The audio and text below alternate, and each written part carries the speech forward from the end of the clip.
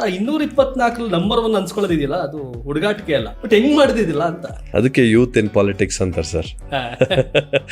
ನಮ್ಮ ಅಧ್ಯಕ್ಷರು, ಉಪಮುಖ್ಯಮಂತ್ರಿಗಳು DK ಶಿವಕುಮಾರ್ ಸಾಹೇಬ್ರು ಒಂದಿನ ನನ್ನ ಕರೆದು, ನಿನ್ನನ್ನು ನಾನು ಗ್ಯಾರಂಟಿ ಅನುಷ್ಠಾನ ಸಮಿತಿ ಅಧ್ಯಕ್ಷರನ್ನ ಮಾಡಬೇಕು ಅನ್ಕೊಂಡಿದ್ದೀನಿ ಅಂತ ನನ್ನನ್ನು ಕೇಳ್ತಾರೆ. ಅಣ್ಣ ನೀವ್ ಏನ್ ಹೇಳ್ತಿರೋ, ನೀನು ಏನ್ ಜವಾಬ್ದಾರಿ ಕೊಡ್ತಿರೋ ನಾನು ಅದಕ್ಕೆ ಬದ್ಧ ಅಂತ ನಾನು ಕೂಡ ಹೇಳ್ತೀನಿ. ನನ್ನ ಮೇಲೆ, ಒಬ್ಬ ಯುವಕನ ಮೇಲೆ ನಂಬಿಕೆ ಇಟ್ಟು ಯುವಕರು ರಾಜಕಾರಣಕ್ಕೆ ಬರಬೇಕು ಅಂತ ಒಂದು ದೊಡ್ಡ ವಿಷನ್ ಇಟ್ಕೊಂಡಿರೋಂಥ ವ್ಯಕ್ತಿ DK ಶಿವಕುಮಾರ್ ಸಾಹೇಬ್. ಯಾಕಂದ್ರೆ ಅವರು ಕೂಡ 1985 ಫಸ್ಟ್ ಚುನಾವಣೆ ದೇವೇಗೌಡರ ಅಪೋಸಿಟ್ ಕಂಟೆಸ್ಟ್ ಮಾಡಿದ್ರು. ಎಸ್, ಅವರು ಅವಾಗ ಯುವಕರೇ. ಒಬ್ಬ ಯುವಕನಾಗಿ, ಸ್ಟೂಡೆಂಟ್ ಲೀಡರ್ ಆಗಿ ಈ ಮಟ್ಟಕ್ಕೆ ಅಚೀವ್ಮೆಂಟ್ ಮಾಡಿರ್ತಕ್ಕಂಥ ವ್ಯಕ್ತಿ DK ಶಿವಕುಮಾರ್ ಸಾಹೇಬ್ರು.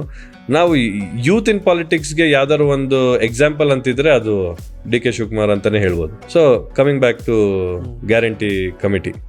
ಸೊ ಇದನ್ನ ಮಾಡಿದಾಗ ನಾವು ನಮ್ಮ ಕ್ಷೇತ್ರದಲ್ಲಿ ಎಷ್ಟು ಜನ ಫಲಾನುಭವಿಗಳಿದ್ದಾರೆ, ಅವ್ರ ಕುಂದುಕೊರತೆ ಏನಿದೆ, ಯಾವ ರೀತಿ ಈ ಗ್ಯಾರಂಟಿ ಯೋಜನೆಗಳು ಇಂಪ್ಲಿಮೆಂಟ್ ಆಗ್ತಾ ಇದೆ ಅಂತೆಲ್ಲ ಒಂದು ಸರ್ವೆ ಮಾಡಿದಾಗ ನಮ್ಮ ಕ್ಷೇತ್ರದಲ್ಲಿ 1 ಲಕ್ಷಕ್ಕೂ ಹೆಚ್ಚು ಗ್ಯಾರಂಟಿ ಯೋಜನೆಗಳ ಫಲಾನುಭವಿಗಳಿದ್ದಾರೆ ಅಂತ ನಮಗೆ ಗೊತ್ತಾಗುತ್ತೆ. 1 ಲಕ್ಷಕ್ಕೂ ಹೆಚ್ಚು, ಮೊರಲೆಸ್ 1 ಲ್ಯಾಕ್.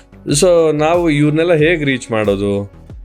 ಯಾಕೆಂದರೆ ಒಂದು ಸ್ಟ್ಯಾಂಡರ್ಡ್ ಸೆಟ್ ಮಾಡಬೇಕು. ನಾವು ಕೆಲಸ ಮಾಡಬೇಕಾದ್ರೆ ಎಲ್ಲರಿಗೂ ಅನುಷ್ಠಾನಕ್ಕೆ ಬರಬೇಕು ಅಂತ ನಮಗೆ ಜವಾಬ್ದಾರಿ ಕೊಟ್ಟಿರೋದು. ನಾವು ಯಾವ ರೀತಿ ಅದನ್ನು ಕೆಲಸ ಮಾಡಬೇಕು ಅಂತ ನಾವು, ನಮ್ಮ ತಂಡ, ನಮ್ಮ ಸಮಿತಿ ಸದಸ್ಯರು ಎಲ್ಲ ಕೂತ್ಕೊಂಡು ಯೋಚನೆ ಮಾಡಿದಾಗ ಫಸ್ಟ್ ನಾವು ಗ್ಯಾರಂಟಿ ಹೆಲ್ಪ್ಲೈನ್ ಅಂತ ಶುರು ಮಾಡಿದ್ವಿ. ಗ್ಯಾರಂಟಿ ಹೆಲ್ಪ್ಲೈನಲ್ಲಿ ನಾವೊಂದು 25% ಅಷ್ಟು ಪ್ರಾಬ್ಲಮ್ಸ್ ಅಷ್ಟೇ ಸಾಲ್ವ್ ಮಾಡೋಕ್ಕಾಯ್ತು. ಸರಿ ಆಯಿತು, ಇದ್ಯಾಕೋ ಇನ್ನೂ ಸಮಾಧಾನ ಆಗ್ತಾ ಇಲ್ಲ, ನೆಕ್ಸ್ಟ್ ಹಂತಕ್ಕೆ ಹೋಗೋಣ. ಗ್ಯಾರಂಟಿ ಶಿಬಿರಗಳು ಶುರು ಮಾಡಿದ್ವಿ. ಇವತ್ತವರೆಗೂ ನಮ್ಮ ಕ್ಷೇತ್ರದಲ್ಲಿ, ನಮ್ಮ ಪದ್ಮನಾಭನಗರ ಕ್ಷೇತ್ರದಲ್ಲಿ 28 ಗ್ಯಾರಂಟಿ ಶಿಬಿರಗಳನ್ನು ಮಾಡಿದ್ದೀವಿ. ವಾರ್ಡ್ ವೈಸ್ ಹೋಗಿ ಗ್ಯಾರಂಟಿ ಕ್ಯಾಂಪ್ಸು ಅಲ್ಲೇ ಬೂತ್ ವೈಸ್ ಮಾಡಿ, ಒಂದು 5 ಬೂತ್ಗೆ ಒಂದೊಂದು ಕ್ಯಾಂಪ್ ಮಾಡಿ, ಎಲ್ಲೆಲ್ಲಿ ಫಲಾನುಭವಿಗಳು ಕಾನ್ಸಂಟ್ರೇಟೆಡ್ ಆಗಿದ್ದಾರೋ ಅಲ್ಲಲ್ಲೇ ಕ್ಯಾಂಪ್ ಮಾಡಿ ಅವರ ಕುಂದುಕೊರತೆಗಳನ್ನ ಕೇಳಿ ಅವರ ಅಪ್ಲಿಕೇಶನ್ಸ್ನ ನಾವು ತಗೊಂಡು ಇದಕ್ಕೆಲ್ಲ ಪರಿಹಾರ ಕೊಡಬೇಕು. ಯಾಕಂದರೆ ಟೈಮ್ ಹೋಗ್ತಾ ಇದೆಯಲ್ಲ,